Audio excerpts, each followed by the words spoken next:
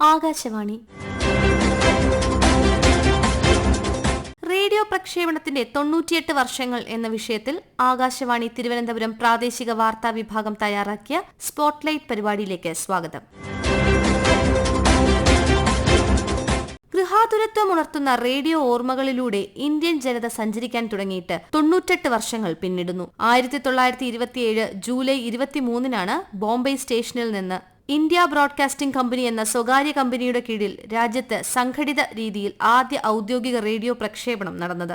എന്നാൽ അതിനു മുൻപ് 1923 ജൂണിൽ റേഡിയോ ക്ലബ് ഓഫ് ബോംബെയുടെ ആദ്യ പ്രക്ഷേപണത്തോടെ ഇന്ത്യയുടെ പ്രക്ഷേപണ യാത്ര ആരംഭിച്ചിരുന്നു. 1930 ഇന്ത്യൻ സ്റ്റേറ്റ് ബ്രോഡ്കാസ്റ്റിംഗ് സർവീസ് നിലവിൽ വരികയും 1936 അത് ഓൾ ഇന്ത്യ റേഡിയോ ആയി മാറുകയും ചെയ്തു. ऑल इंडिया कांग्रेस कमेटी की मीटिंग के बारे में वर्किंग कमेटी मिलने वाली थी, तो घनश्याम दास जी ने शायद सोचना की कि अगर मैं रेडियो से बोलूं आपके लिए और आपके सामने तो अच्छा होगा, और पीछे जब जा सकता हूं तब जाऊं. तो मैं तो आपके पास आने की कोशिश कर रहा हूं. मैंने कुछ भी हिंदुस्तान की सेवा की है, या तो कहो कि जगत की, क्योंकि मेरे पास हिंदुस्तान और जगत कोई अनोखी चीज नहीं है. अगर हिंदुस्तान की सेवा करता हूं तो उसके मार्फत भी सारे जगत की सेवा करना, ये मेरा जीवन भर का मंत्र है.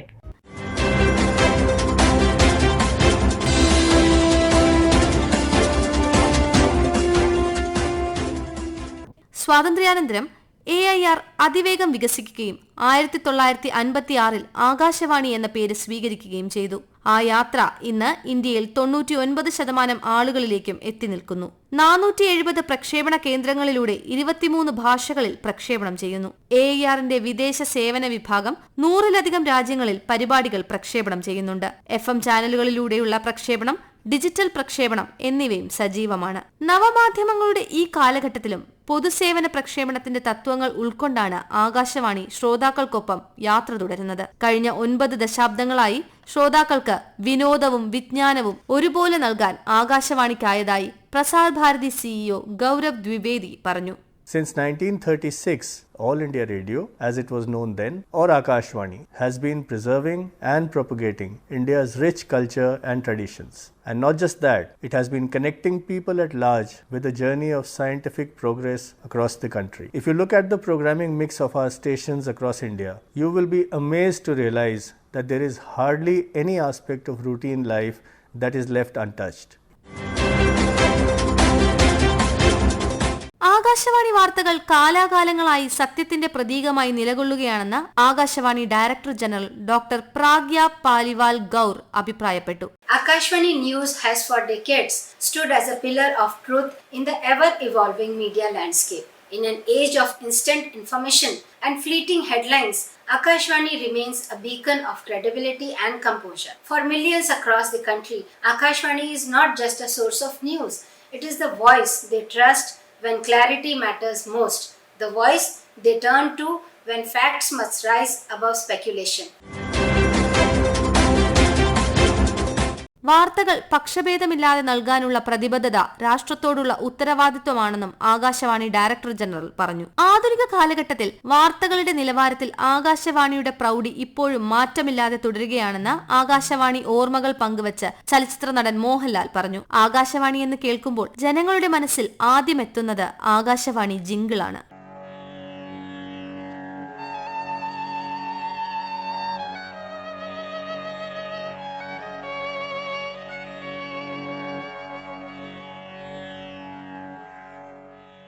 ശിവരഞ്ജിനി രാഗത്തിൽ വാൾട്ടർ കഫ്മാൻ സംഗീത സംവിധാനം നിർവഹിച്ച ഈ സിഗ്നേച്ചർ ട്യൂണാണ് ആകാശവാണിയെപ്പറ്റി ആദ്യം ഓർമ്മയിലെത്തുന്നത് എന്നാണ് മോഹൻലാൽ പറഞ്ഞത്.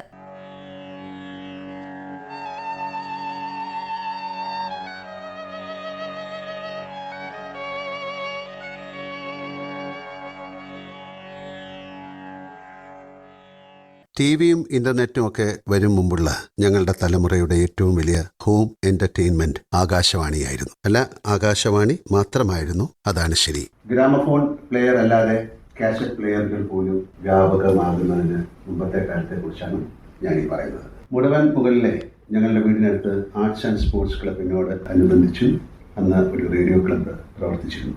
എൻ്റെയൊക്കെ തലമുറയുടെ ആദ്യ ആകാശവാണി ഓർമ്മ അതിൻ്റെ സിഗ്നേച്ചർ ട്യൂൺ, അത് കഴിഞ്ഞാൽ ഉദയഗീതം, എല്ലാ ഞായറാഴ്ചകളിലും ബാലലോകം, അമ്മാവൻ വന്ന് അവതരിപ്പിക്കുന്ന കുട്ടികളുടെ കലാപരിപാടികൾ, അങ്ങനെ പോകുന്നു. വർഷങ്ങൾക്കിപ്പുറം 2002 നവംബർ 24 അന്താരാഷ്ട്ര ബാലപ്രക്ഷേപണ ദിനത്തോടനുബന്ധിച്ച് ശ്രീമതി ലീലാമ മാത്യു നിർമ്മിച്ച് പ്രക്ഷേപണം ചെയ്ത ബാലലോകം പരിപാടിയിൽ കുട്ടികളുമായി സംവദിക്കാനും എനിക്ക് ഭാഗ്യം കിട്ടി. നിലവാരത്തിന്റെ കാര്യത്തിലും നല്ല മലയാളത്തിന്റെ കാര്യത്തിലും ആകാശവാണി ആ പഴയ പ്രൗഢിയിൽ തന്നെ നിലനിൽക്കുന്നു, അങ്ങനെ തന്നെ നിലനിൽക്കും. നവവാർത്താ മാധ്യമങ്ങളുടെ ബാഹുല്യത്തിനിടയിലും ഇപ്പോഴും ആകാശവാണി എന്ന പ്രക്ഷേപണ മാധ്യമത്തെ നെഞ്ചേറ്റുന്ന ശ്രോതാക്കളും അവരുടെ കൂട്ടായ്മകളും നിരവധിയാണ്. അരനൂറ്റാണ്ടായി ആകാശവാണിയുടെ സ്ഥിരം ശ്രോതാവാണ് കുഞ്ഞിപ്പ പന്താവൂർ. കുഞ്ഞിപ്പ ആകാശവാണി കേൾക്കുക മാത്രമല്ല, അഭിപ്രായങ്ങൾ കത്തിലൂടെ അറിയിക്കുകയും പതിവാണ്. എടപ്പാളിനടുത്ത് പന്താവൂർ പള്ളിയിലെ മുക്രിയായ കുഞ്ഞിപ്പ ഒരു ദിവസത്തെ മുഴുവൻ പരിപാടികളും കേട്ടും പ്രക്ഷേപണ സമയത്ത് കേൾക്കാൻ കഴിയാത്തവ റെക്കോർഡ് ചെയ്ത് കേട്ടുമാണ് ആകാശവാണിക്ക് പ്രതികരണം അറിയിക്കുന്നത്. ആകാശവാണിക്ക് ഇപ്പോഴും ശ്രോതാക്കൾ ഏറെയാണെന്ന് റേഡിയോ പരിപാടികൾക്കുള്ള പ്രതികരണങ്ങൾ വിലയിരുത്തി കുഞ്ഞിപ്പ പന്താവൂർ പറയുന്നു. റേഡിയോ എന്ന് പറയുമ്പോൾ ഇപ്പോ റേഡിയോ കേൾക്കുന്നവർ ആരെങ്കിലും ഉണ്ടോ എന്ന് ചില ആളുകളൊക്കെ ചോദിക്കാറുണ്ട്. എല്ലാ നിലയത്തിലും ശ്രോതാക്കളുണ്ട്. ഇഷ്ടം പോലെ റേഡിയോ പരിപാടി കേൾക്കുന്നവരാണ് കൂടുതൽ പേരും. അത് ഞങ്ങൾ ഈ കത്തെഴുത്തിൽ കൂടെ മനസ്സിലാക്കാൻ കഴിയുന്നുണ്ട്. ആകാശവാണിയിലൂടെ പ്രധാനമന്ത്രി നരേന്ദ്രമോദി ജനങ്ങളുമായി സംവദിക്കുന്ന പ്രതിമാസ റേഡിയോ പ്രഭാഷണ പരിപാടിയായ മൻ കി ബാത്ത് ഇതിനോടകം ജനപ്രീതി നേടിക്കഴിഞ്ഞു.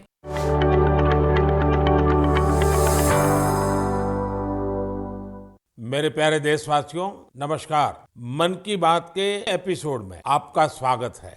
हमेशा की तरह इस बार भी हमें आपके ढेर सारे सुझाव, इनपुट्स और कमेंट्स मिले हैं और हमेशा की तरह इस बार भी ये चुनौती है कि एपिसोड में किन-किन विषयों को शामिल किया जाए। मुझे पॉजिटिविटी से भरे एक से बढ़कर एक इनपुट्स मिले हैं। इनमें बहुत सारे ऐसे देशवासियों का जिक्र है जो दूसरों के लिए उम्मीद की किरण बनकर उनके जीवन में बेहतरी लाने में जुटे हुए हैं। വിജ്ഞാനം പകരുന്ന പരിപാടികൾ യുവതലമുറ ഉൾപ്പെടെ ഏറ്റെടുക്കുന്നു എന്നതും ആകാശവാണിയുടെ വിജയത്തിന്റെ പ്രതീകമാണ്. കാഴ്ച പരിമിതിയുള്ള ആളുകളെ സംബന്ധിച്ച് ആകാശവാണി ഏറെ പ്രിയപ്പെട്ടതാണെന്ന് പറയുകയാണ് അധ്യാപകനും കാഴ്ച പരിമിതർക്കായി തിരുവനന്തപുരത്ത് പ്രവർത്തിക്കുന്ന അക്ഷരദീപം ഫൗണ്ടേഷന്റെ ചെയർപേഴ്സണുമായ രജനീഷ്. കാഴ്ചപരിമിതിയുള്ള ഞങ്ങളുടെ ജീവനായി കരുതുന്ന ഒരു മീഡിയയാണ് നമ്മുടെ ആകാശവാണി. ഞങ്ങൾ ഏറ്റവും അധികം ആശ്രയിക്കുന്നതും ആസ്വദിക്കുന്നതും അറിവുകൾ നേടുന്നതും റേഡിയോയിലൂടെയാണ്. പ്രധാനമായും ആകാശവാണിയുണ്ട്, അതിനോടൊപ്പം മറ്റ് FM സംവിധാനങ്ങളും ഒക്കെ ഞങ്ങൾ ഉപയോഗിക്കുന്നു. സ്കൂളിൽ നിന്നും റേഡിയോ പ്രോഗ്രാമുകൾ അവതരിപ്പിക്കാനുള്ള അവസരവും കിട്ടിയിട്ടുണ്ട്. രശ്മി, ബാലലോകം, അടുത്ത കാലങ്ങളിൽ നേർവഴി, ഇങ്ങനെ വിവിധ കാര്യങ്ങളിൽ എൻ്റെ ശബ്ദവും നമ്മുടെ ആകാശവാണിയിൽ വന്ന് പുറം ലോകം ശ്രവിച്ചിട്ടുണ്ട് എന്നുള്ള സന്തോഷവും ഞാനിവിടെ പങ്കിടുന്നു. ഒരു പോക്കറ്റ് റേഡിയോയുടെ സഹായം ഉണ്ടെങ്കിൽ, ഒരു ബാറ്ററി റേഡിയോ സഹായം ഉണ്ടെങ്കിൽ നമുക്ക് എവിടെ വേണമെങ്കിലും കൊണ്ടു നടന്ന് ന്യൂസ് മുതലായ കാര്യങ്ങൾ അറിഞ്ഞ് നമ്മൾ ആഗ്രഹിക്കുന്ന സമയത്തുള്ള പ്രോഗ്രാമുകൾ ആസ്വദിക്കാനും വളരെയധികം സാധിക്കുന്നുണ്ട് എന്നുള്ളത് തന്നെയാണ്. കാഴ്ചപരിമിതരായ വ്യക്തികൾ ബഹുഭൂരിപക്ഷവും ദൃശ്യമാധ്യമങ്ങളെക്കാൾ ആകാശവാണി പോലുള്ള ഈ ശ്രവ്യ മാധ്യമങ്ങളെയാണ് ഉപയോഗിച്ചു വരുന്നതും ആസ്വദിച്ചു വരുന്നതും. നമ്മുടെ ആകാശവാണിയിൽ വന്ന് വളരെയധികം മികച്ച പ്രോഗ്രാമുകൾ നമുക്ക് ലഭിക്കുന്നുണ്ട്. അതിലൂടെ ഏതെങ്കിലും ഒരു ചലച്ചിത്ര ഗാനമോ അതുപോലുള്ള മറ്റുള്ള ഗാനങ്ങൾ അവതരിപ്പിക്കുന്ന സമയത്ത് അതിൻ്റെ ഗാനരചയിതാവ്, അതിൻ്റെ സംഗീതജ്ഞൻ, അതിൽ ആരാണ് ആലപിച്ചിരിക്കുന്നത്, അത് ഏത് സിനിമയിൽ നിന്നാണ്, അതിൻ്റെ സംവിധാനമാര്, ഇങ്ങനെ തുടങ്ങി അനവധി അറിവുകൾ അതിലൂടെ നമുക്ക് ലഭിക്കുന്നു എന്നുള്ളതാണ്. ആകാശവാണിയുടെ ഇത്രയും വർഷത്തെ ഒരു പാരമ്പര്യം എന്ന് പറയുന്നത് ആകാശവാണിയിൽ വരുന്ന പ്രോഗ്രാമുകൾ കൃത്യതയില്ലാത്ത വാർത്തകളോ അല്ലെങ്കിൽ പ്രോഗ്രാമുകളോ ഒന്നും തന്നെ പൊതുജനങ്ങളുടെ ഇടയിലേക്ക് വിടുന്നില്ല എന്നുള്ളതാണ് അതിൻ്റെ ഏറ്റവും ശ്രദ്ധേയമായൊരു കാര്യം. സ്വകാര്യ ദൃശ്യ ശ്രവ്യ മാധ്യമങ്ങളിൽ നിന്നും സമൂഹ മാധ്യമങ്ങളിൽ നിന്നും അടക്കം ശക്തമായ മത്സരം നേരിടുന്ന ഈ കാലഘട്ടത്തിൽ ബഹുജന ഹിതായ ബഹുജന സുഖായ എന്ന ആപ്തവാക്യവുമായി ശ്രോതാക്കൾക്ക് വിജ്ഞാനവും വിനോദവും പകർന്നു നൽകി ആകാശവാണി ജൈത്രയാത്ര തുടരുകയാണ്. ഇന്ത്യ ഡിജിറ്റൽ യുഗത്തിൽ മുന്നേറുമ്പോൾ പൊതുസേവന പ്രക്ഷേപണത്തിന്റെ തത്വങ്ങൾ നിർണായകമായി തുടരുന്നു. ഇത് ഇന്ത്യൻ സമൂഹത്തിൽ റേഡിയോ ഒരു സുപ്രധാന മാധ്യമമായി തുടരുന്നുവെന്ന് ഉറപ്പാക്കുന്നു. നിങ്ങൾ കേട്ടത് റേഡിയോ പ്രക്ഷേപണത്തിന്റെ 98 വർഷങ്ങൾ എന്ന വിഷയത്തിൽ ആകാശവാണി തിരുവനന്തപുരം പ്രാദേശിക വാർത്താ വിഭാഗം തയ്യാറാക്കിയ സ്പോട്ട്ലൈറ്റ് പരിപാടി. ഏകോപനം ലെമി ജി നായർ. തയ്യാറാക്കി അവതരിപ്പിച്ചത് പാർവതി വിജയൻ.